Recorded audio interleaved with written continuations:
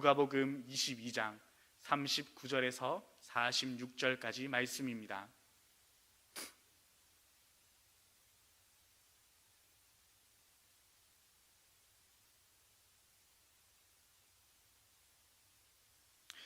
다시 한 번 더 말씀드립니다. 오늘 함께 볼 하나님의 말씀은 누가복음 22장 39절에서 46절 말씀입니다. 제가 가진 성경책으로는 신약 135쪽에 있습니다. 다 찾으신 줄 알고 한 절씩 교독하시겠습니다. 예수께서 나가사 습관을 따라 감람산에 가심에 제자들도 따라갔더니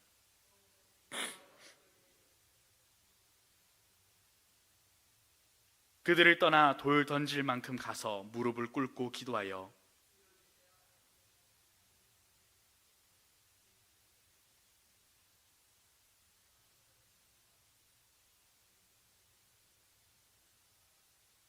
천사가 하늘로부터 예수께 나타나 힘을 더하더라.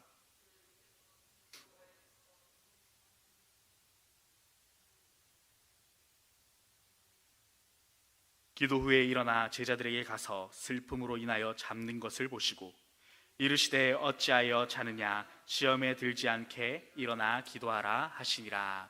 아멘. 옆에 분들과 함께 고백하시겠습니다. 사랑하고 축복합니다.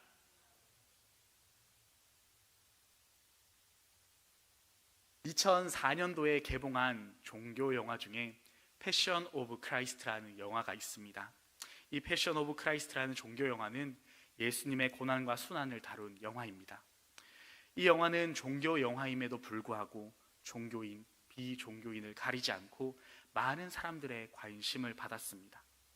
많은 사람들이 어째서 이 종교 영화, 예수님의 고난과 순환을 그린 영화에 열광을 했는지, 많은 관심을 가졌는지에 대해서 여러 가지 이유들을 조사했습니다. 그리고 이 이유 중에 하나로 이는 죽기까지 순종하셨던 예수님의 철저한 고난과 순환의 모습이 그 영화에 잘 담겨져 있기 때문이다라고 평가하였습니다.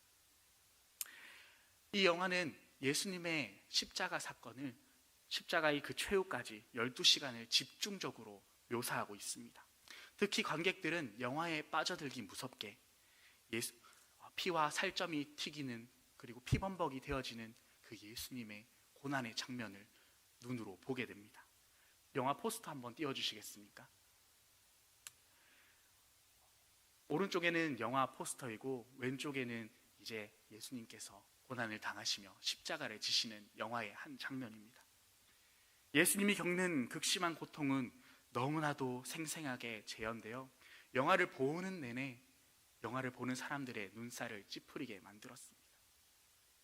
로마 병사가 새 조각이 달린 채찍으로 예수님의 등과 또 이마와 배 여러 부위들을 채찍질할 때 보는 이들도 예수님과 함께 신음소리를 흘리고, 또 예수님의 부드러운 손과 발, 그 살에 차가운 쇠못이 박혀 들어갈 때 보는 이들도 울음소리를 흘렸다고 합니다. 영화가 끝난 후에 영화를 마치고 나오는 사람들의 얼굴은 눈물바다였으며, 또 영화에 마치고 나오는 그 사람들의 표정은 정말로 이렇게까지 잔인하고 또 고통스럽게 예수님께서 고난과 수치를 당하셨을까라는 의문마저 떠올랐을 정도라고 합니다.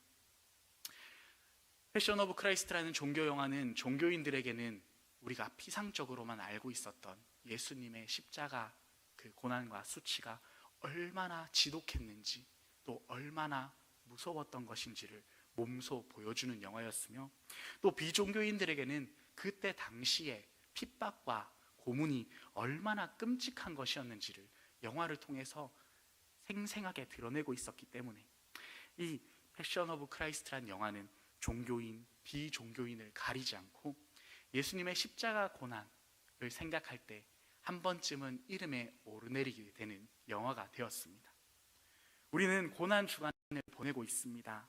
그 고난 주간을 보내면서 예수님의 순환과 또 고통과 죽음을 묵상하는 가운데 있습니다. 오늘 본문을 통해서 십자가의 고난 앞에서 예수님께서 보여주신 온전한 순종이 무엇인지를 깨닫는 시간 되기를 소망합니다.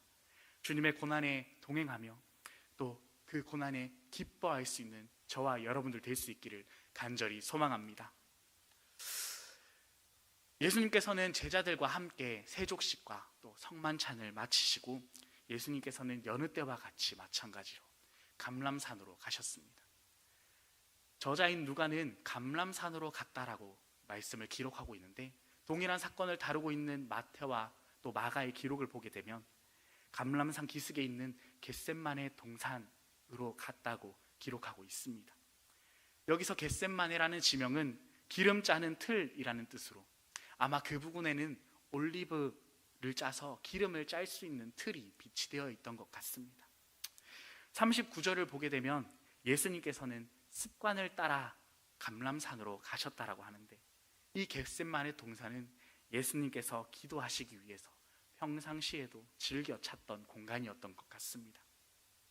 평소 기도하시던 장소에 도착하신 예수님께서는 제자들에게 다음과 같이 말씀하십니다. 40절 말씀입니다. 그곳에 이르러 그들에게 이르시되 유혹에 빠지지 않게 기도하라 하시고. 아멘. 이 40절 말씀에 나와 있는 유혹이라는 단어는 46절에 나오게 되는, 예수님께서 다시 한 번 더 제자들에게 말씀하실 때 사용하시는 시험이라는 단어와 같은 단어입니다. 문제를 푸는 테스트의 시험이 아니라 걸려 넘어지게 하는 유혹, 템테이션이라는 유혹, 시험입니다. 누가복음 22장 31절에서 예수님께서는 이미 제자들에게 사탄이 너희를 밀가부르듯 하려고 요구하였다라고 말씀하시면서 이제 제자들의 믿음을 무너뜨리고 또 목숨과 신앙을 위협하는 핍박과 고난이 다가올 것이니 그들은 조심하라고 예수님께서는 이미 제자들에게 경고하셨었습니다. 그리고 이제 그 핍박과 고난의 때가 왔으니 그때에 낙심하여 예수님을 배반하고 또 유혹과 시험에 빠져서 낙심하는 것이 아니라 온전히 그 하나님의 뜻을 믿으며 또 그분의 모든 뜻대로 믿음으로 감당할 수 있도록 너희는 유혹에 빠지지 않도록, 시험에 들지 않도록 기도하라 라고 예수님께서 제자들에게 말씀하신 것입니다. 이미 예수님께서는 제자들에게 어떻게 기도해야 할지 기도의 방법을 말씀해 주셨습니다. 우리도 너무나도 잘 알고 있는 방법입니다. 우리를 시험에 들게 하지 마옵시고 다만 악에서 구하옵소서. 사실 이렇게 제자들에게 시험에 빠지지 않도록, 유혹에 빠지지 않도록 기도하라고 말씀하신 예수님의 처지는 제자들을 걱정할 처지가 아니었습니다. 왜냐하면 몇 시간 후면 이제 가룟 유다가 무리들을 이끌고 와서 예수님을 팔아 넘길 것이고 유대인들의 신문을 받고 로마인의 판결에 의해서 십자가에 달려 죽을 일만이 예수님에게 남아 있었기 때문입니다. 그 죽음이 예수님의 코앞에까지 다가와 있었기 때문입니다. 그런데도 예수님께서는 자신이 잡히실 그 장소에 도착하셔서 자신을 위해서 먼저 기도하신 것이 아니라 그 가운데 낙심하고 낙담하게 될 제자들에게 시험에 빠지지 않도록 너희가 먼저 기도하라 라고 말씀하신 것입니다. 제자들을 먼저 걱정하신 예수님이 말씀 가운데 있으십니다. 그리고 난 다음에 예수님께서는 제자들에게 기도하라 명령하신 후 이제 자신이 당할 시험을 위하여 기도의 자리로 나아가십니다. 41절 말씀을 보면 그들을 떠나 돌 던질 만큼 가서 무릎 꿇고 기도하여. 아멘. 예수님께서는 제자들의 무리 중에 베드로와 야고보와 요한 세 제자를 데리고 제자들과 조금 떨어진 돌 던질 만큼 거리에 떨어진 그곳에서 무릎을 꿇고 기도하십니다. 오늘 말씀을 준비하면서 돌 던질 만큼의 거리가 어느 정도일까 하고 실제로 작은 돌을 한번 주워서 사람이 없는 강가에 가서 던져보았습니다. 정확하진 않지만 제가 던졌을 때는 여기서부터 만약에 던졌다면 교회 주차장쯤에 떨어지는 거리가 아니었을까라는 추측을 한번 해보았습니다. 그 떨어진 거리에서 예수님께서 기도하시는 그 음성을 제자들은 분명히 들을 수 있는 그 자리였습니다. 제자들과 얼마 떨어지지 않는 그곳에서 예수님은 기도하기 위해 무릎을 꿇으셨습니다. 누가는 기록하고 있지 않지만 마태와 마가는 제자들과 떨어져 앉은 그 예수님의 마음에 대해서 아주 상세하게 기록하고 있습니다. 마가복음 14장 33절에서 34절입니다. 노란색 부분만 읽겠습니다. 심히 놀라시며 슬퍼하사 내 마음이 심히 고민하여 죽게 되었으니. 십자가의 고난을 앞둔 예수님의 마음은 무너지고 있었습니다. 심하게 놀랄 뿐만 아니라 극도로 슬퍼하시며 극도로 고민하셨습니다. 왜냐하면 주님에게 이제 죽음이 닥쳐오고 있었기 때문입니다. 사람은 누구나 죽음을 두려워합니다. 또 사람은 누구나 고통을 싫어합니다. 다른 사람의 고통보다도 내 손톱 밑에 박혀있는 그 가시 조각이 더욱더 아픈 것이 우리의 사람입니다. 고통스러운 죽음, 죽음과 사형 앞에서 커다란 덩치의 무서운 흉악한 살인마마저도 벌벌 떠는 것이 죽음입니다. 하나님의 아들이신 예수님에게도 앞으로 일어나게 될 이 육체적 고통은 결코 쉬운 일이 아니었습니다. 한밤중에 유대인에게 끌려가 심한 모욕과 조롱을 당하셔야 했을 것이고, 뺨을 맞고 침뱉음을 당하고 로마 병정들에게 잡혀가 등을 떠밀리고 채찍질 당하고 살이 찢겨지고 피가 흘려지며 십자가에 달려 숨이 턱턱 막히는 그 질식할 것 같은 십자가 위에서 결국에는 온몸에 진이 다 빠져나가야지만 죽음에 이르게 되는 그 죽음이 예수님을 기다리고 있었습니다.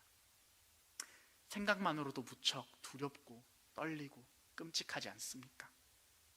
왜냐하면 예수님께서도 우리와 같은 동일하신 사람이셨기 때문입니다. 하지만 우리가 예수님의 십자가 고난을 바라볼 때 예수님께서 죽음의 고통만을 두려워하셨구나, 예수님의 죽음이 정말로 힘든 것이었구나 라는 육체적 관점에서 바라보게 된다면 그저 하나의 사건에 지나지 않을 것입니다. 하지만 예수님께서 십자가의 고난과 그 죽음을 두려워하신 이유는 아픔과 죽음의 공포 때문이 공포가 전부는 아니었습니다. 예수님께서 진정으로 놀라고 슬퍼하신 이유가 무엇인지 주님의 기도를 보면 우리는 더욱 자세히 알 수 있습니다. 42절 말씀입니다. 우리가 한번 읽어보겠습니다. 시작. 이르시되 아버지여, 만일 아버지의 뜻이거든 이 잔을 내게서 옮기시옵소서. 그러나 내 원대로 마시옵고 아버지의 원대로 되기를 원하나이다 하시니 아멘. 이 기도에서 우리는 예수님께서 그토록 무서워하고 슬퍼하고 고민하신 진정한 이유를 발견할 수 있습니다. 주님은 아버지의 잔을 마시는 것에 대해서 고민하셨습니다. 왜냐하면 이제 주님께서 받으셔야 하는 이 아버지의 잔은 분노의 잔이었기 때문입니다. 이사야서 51장 17절 말씀을 보면 하나님이 이스라엘 백성들을 심판하기 위하여 술잔을 상징하는 표현을 사용합니다. 이사야 51장 17절 말씀입니다. 제가 읽겠습니다. 여호와의 손에서 그의 분노의 잔을 마신 예루살렘이여, 깰지어다 깰지어다 일어설지어다. 내가 이미 비틀거림치게 하는 큰 잔을 마셔 다 비웠도다. 아멘. 이 말씀에서 이 진노의 술잔, 분노의 술잔이라는 표현은 이스라엘 자손들이 자신들의 범죄로 인해서 하나님 아버지의 심판을 받고 바벨론의 포로가 되어지고 고난을 당할 것을 상징하는 표현입니다. 그런데 이 고난이, 이 진노의 잔이, 이스라엘 백성들이 진노의 잔을 마신 것이 단순히 바벨론이 더욱더 강력한 나라라서 이스라엘이 무너진 것이 아니라, 이스라엘 백성들이 무력해서 바벨론의 침공을 당한 것이 아니라 바로 전능하시며 역사의 주관자 되시고 공의의 하나님이 이 분노의 잔을 들고 이스라엘 백성들에게 나아오셨기 때문이라고 이사야서는 말씀하고 있습니다. 이와 마찬가지로 예수님께서도 이사야서에 나타난 이 술잔의 표현을 사용하시면서 앞으로 일어나게 될 십자가의 모든 사건이, 일어나게 될 십자가의 모든 고난과 순환과 그 죽음이 인간의 음모나 계획으로 예수님이 그 함정에 빠진 것이 아니라, 예수님의 무력함 때문이 아니라 하나님의 백성이 마셔야 할 그 진노의 잔을, 분노의 잔을 예수님께서 대신 받으심으로 전능하시며 공의로우신 하나님께 기도하고 계신 것을 드러내고 있는 것입니다. 예수님께서 십자가에 죽으신 이유가 무엇입니까? 우리의 죄를 대신 지심으로 대신 하나님의 형벌을 받으신 것입니다. 죄로 말미암은 하나님의 저주를 우리 대신 받은 것이 바로 예수님의 십자가입니다. 그러므로 예수님께서 십자가를 지신다는 것은 하나님의 저주를 받은 자가 되는 것입니다. 이것을 갈라디아서 3장 13절은 다음과 같이 말씀합니다. 그리스도께서 우리를 위하여 저주를 받은 바 되사 율법의 저주에서 우리를 속량하셨으니 기록된 바 나무에 달린 자마다 저주 아래에 있는 자라 하였음이라. 아멘. 구약 율법에 의하면 나무에 달린 자는 하나님의 저주를 받은 자입니다. 바로 이 구약 율법을 성취하시기 위하여, 이 구약의 율법대로 예수님께서는 다른 방법이 아닌 하나님께서 지정하신 그 처형 방법, 십자가, 나무 위에 매달리는 그 방법으로 죽으신 것입니다. 하나님이 정하신 그 방법대로, 그 방법에 순종하셔서 하나님께 저주받은 자가 되기 위하여 우리의 죄를 지시고 우리의 죄 때문에 십자가에 매달리신 것입니다. 하나님께 저주를 받는다는 것은 무엇을 의미합니까? 단순히 우리가 생각하는 그런 미신적인 저주가 아닙니다. 죄가 없으신 예수님께서, 공의로우신 죄가 없으신 하나님과의 관계가 완전히 끊어지는, 단절되는 것을 의미하는 것입니다.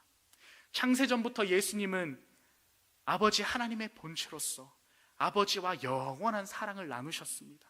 영원전부터 십자가에 죽으시기까지, 그때까지 하나님과 예수님은 한 번도 분리되거나 떨어진 적이 없었습니다. 삼위의 하나님은 영원히 하나이시기 때문입니다. 그런데 이제 예수님께서는 우리의 죄로 인하여 그분의 분노의 잔을 받으심으로 그 십자가에 못 박혀 나무에 매달리는 저주받은 자가 되심으로 사랑하는 아버지와의 관계를 끊어내기를 받아들이십니다. 사랑하는 아버지와 관계가 끊어지어지는, 내 몸과 분리가 되어지는 그 영적 고통을 감당하셔야 되게 되었습니다. 그러므로 예수님이 정말로 두려워하였던 것은, 예수님이 정말로 고민해왔던 것은, 예수님이 정말로 죽기까지 생각하셨던 것은 육신의 고통보다, 육신의 죽음보다 그 아버지와의 관계가 단절되는 것을 두려워하셨던 것입니다. 그래서 예수님께서는 이 잔을 옮길 수 있다면 옮겨달라고 하나님 아버지께 기도하였던 것입니다. 예수님께서 왜 진노의 잔을 받으셨습니까? 왜 진노의 잔을 받으셔야 했습니까? 고린도후서 5장 21절은 그 사실을 너무나도 잘 알려줍니다. 함께 읽어보겠습니다. 시작. 하나님이 죄를 알지도 못하신 이를 우리를 대신하여 죄로 삼으신 것은 우리로 하여금 그 안에서 하나님의 의가 되게 하려 하심이라. 아멘. 예수님은 죄가 없으신 거룩하신 하나님이셨습니다. 죄를 미워하시고 죄의 날마다 분노하시는 하나님이셨습니다. 그런 거룩하고 정결하신 주님께서 많은 사람의, 아니요, 다른 사람도 아니고 나의 죄와 오물을 뒤집어 쓰셔야 했습니다. 왜냐하면 그렇게 해서라도 우리를 죄와 사망에서 건지시기 위함이었습니다. 그 희생이 아니면 안 되었기 때문에 사랑하는 우리를 위하여 예수님은 진노의 잔을 받기로 택하신 것입니다. 이처럼 주님께서 기도하시는 잔은 예수님이 아버지를 사랑하시는 만큼, 그 사랑만큼 받기 싫었던 잔이었습니다. 예수님이 죄를 미워하시는 만큼 받고 싶지 않았던 잔이었습니다. 그러나 그 주님께서 그 잔을 앞에 두고 어떻게 기도하셨습니까? 어떤 기도로 마무리하셨습니까? 그러나 내 원대로 마옵시고 아버지의 원대로 되기를 원하나이다. 아멘. 아버지 하나님은 아버지의 뜻을 분명히 밝히셨습니다.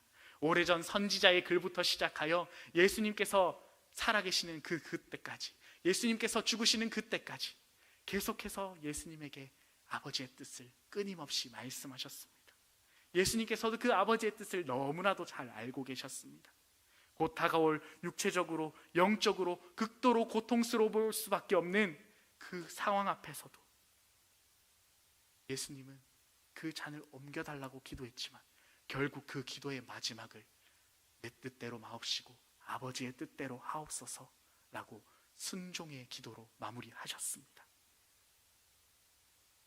아버지 하나님께서는 그 뜻을 옮기지 않으시고 다만 그 아들이 그 뜻을 감당할 수 있도록 새 힘을 더하여 주셨습니다. 마귀가 가장 극단적인 고통과 두려움, 슬픔으로 예수님을 시험하고 유혹하여 넘어뜨리려고 할 때 겟세마네 그 동산에서 43절 말씀에 천사가 나타나 예수께 힘을 더하였습니다. 예수님은 아버지께 간절히 기도했고 아버지는 예수님께서 시험을 이길 수 있도록 천사를 통하여 새 힘을 더하여 주셨습니다. 겟세마네 동산에서 예수님께서는 그냥 기도하셨던 것이 아닙니다. 그 가운데 눈에 보이지 않고 들리지 않는 철저한 영적 싸움 속에서 마귀의 시험을 받으심과 동시에 하나님의 능력을 입어 그 가운데서 기도하고 계셨던 것입니다. 철저한 영적 싸움을 하고 있는 예수님의 기도가 어떻게 묘사되어집니까? 44절 말씀입니다. 예수께서 힘쓰고 애써 더욱 간절히 기도하시니 땀이 땅에 떨어지는 핏방울같이 되더라. 아멘. 누가는 힘쓰고 애써 더욱 간절히라고 간단 명료하게 표현하고 있지만 그날 밤 겟세마네 동산에서 기도하시는 예수님의 모습을 우리가 바라본다고 생각해 보십시오. 무릎을 꿇고 눈물을 흘리며 땀방울이 뚝뚝 바닥에 떨어져 기도하시는 예수님의 모습.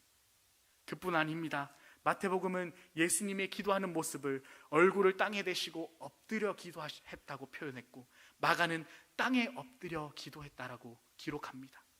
이게 무슨 말입니까? 예수님께서 무릎을 꿇고 기도하시다가 또 어느 때는 얼굴을 땅에 대고 기도하시다가 또 어느 때는 땅에 엎드려 하나님 아버지께 간구하며 간절히 호소하며 기도했다는 것입니다. 히브리서 기자는 예수님의 기도에 대해 이렇게 기록합니다.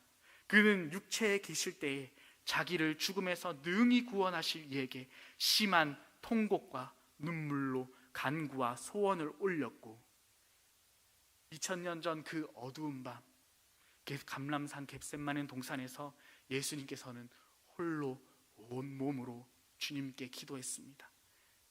하나님의 진노로 심판받아야 마땅할 우리를 위해 주님께서 대신 기도하셨습니다.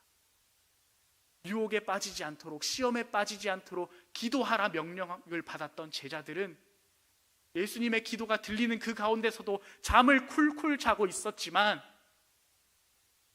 그 잔을 받지 않아야 할 받을 필요가 없으셨던 그 예수님께서 온몸으로 눈물로 핏방울이 흘러지는 그 가운데서 온몸으로 기도하고 계셨던 것입니다. 사랑하는 성도 여러분, 우리가 날마다 싸우고 또 날마다 넘어지는 그 죄로 인해서 예수님께서 십자가에 못 박히셨습니다. 그 죄악에서 우리를 떨어뜨리기 위해서, 그 죄악과 우리를 분리시키기 위해서 예수님께서는 아버지 하나님과 떨어져야 하는 끔찍한 고통을 감당하셔야 했습니다. 왜냐하면 자신의 육체적 고통과 영적 아픔보다도 우리를 살리시는 것이 주님께는 그 무엇보다도 소중했기 때문입니다. 그렇게 우리를 사랑하셨기 때문입니다. 그리고 그 주님께서 그 끔찍한 고통과 시험을 감당하기 위해 하나님 앞에 기도하셨습니다. 시험에 빠지지 않도록 기도하라. 유혹에 빠지지 않도록 기도하라.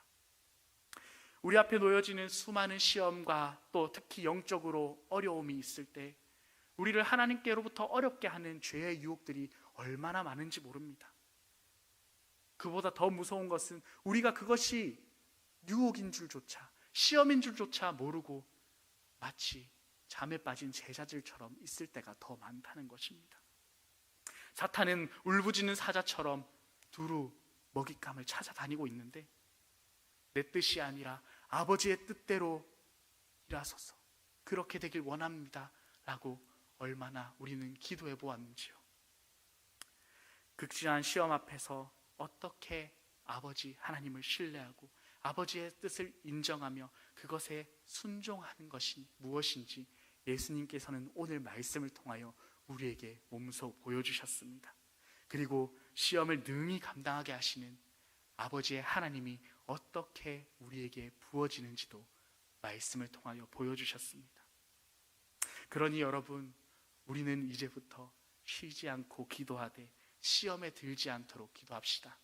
그리고 한 주를 살아가면서 순종의 본으로, 기도의 본으로, 믿음의 본으로 우리에게 말씀하신 그 예수님을 바라보며 예수님의 고난에 동참할 수 있는 모든 성도들 될 수 있기를 간절히 소망합니다.